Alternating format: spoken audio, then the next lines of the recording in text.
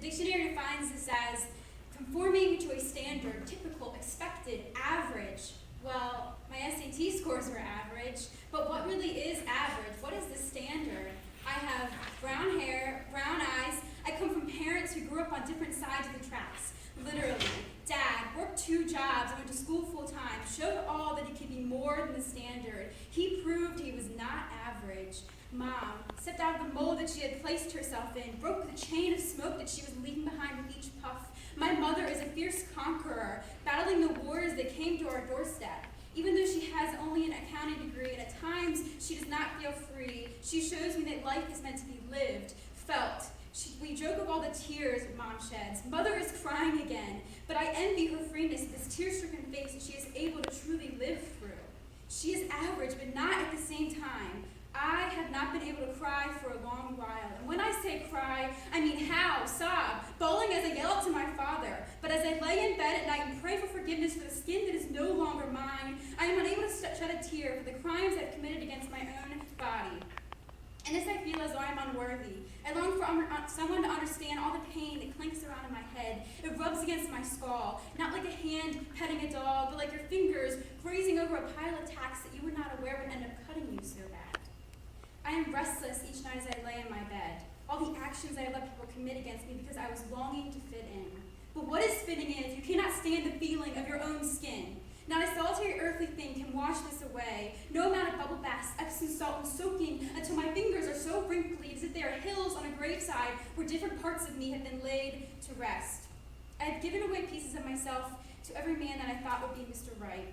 But I end up lonely, desolate, empty, homeless in my own home because Mom and Dad do not know all the trails I have blazed trying to find the right path. And friends, new and old, will never feel the pit in my stomach that grows on each thought that I have. My mind is constantly running on empty. My body is weak from longing to be normal.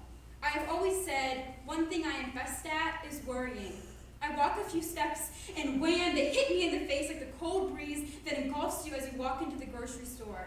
My mind has a love-hate relationship with my worries. I like to think of my worries as a personal trainer constantly whipping my mind into shape. As much as my mind loves the constant thinking, some days my thoughts are on fast forward but constantly skipping scenes back to the past. The very fortress that holds my soul constantly loathes in pain.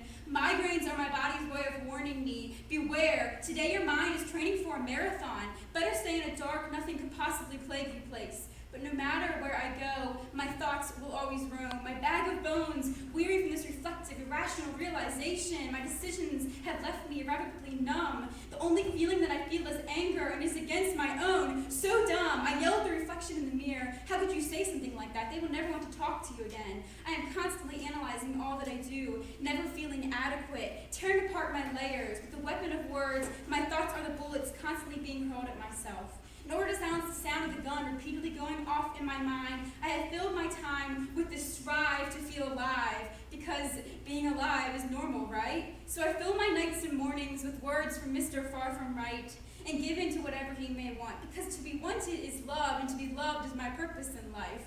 Well, the movies we grew up on seem to say that at least. Wrong. In love, you will be wanted, but being wanted is not love. Giving away parts of me to these boys' needs will only leave me feeling broken, and as a result, I'm Sorry became my theme song. I am sorry. I am sorry that my stomach is not as flat as it used to be. I am sorry I am not all you dreamed of. I am sorry. I am sorry. Sure, I will go against all my morals and self-worth. I am sorry. I was the one who was drunk, so my muffled words that included the word sure definitely means you can take off my shirt. I am sorry you cannot read my mind, but if you could, you would know that I am watching the hands on the clock. As your finger grazes my thigh, I am timing how much longer till this will end. I only wanted to be cared for. I just wanted to fit in.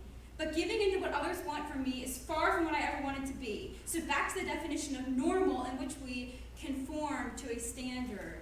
If that means getting wasted and high until I can barely see through my contact-blurred eyes, and allowing someone I once admired, yet who doesn't even know my middle name, to do whatever he may please, then no thank you. Fitting in, being normal, is far from what I was ever made to do. Some of you may feel lonely. Some of you may have made decisions that you count each night instead of sheep. They leave you anxious, agitated, itching the parts of you that are bruised to the bone, but no one notices because you have been broken for so long. Join with me as we sing a new song. In this song, we fight the mold. We show that what we do does not come from an average past, so why allow average people the pen to write the wreckage of our future? First, we forgive ourselves and the ones who knew no better. Let's start this song with the words, I don't think so. I am from a hardworking lineage of warriors and people who know how to say no.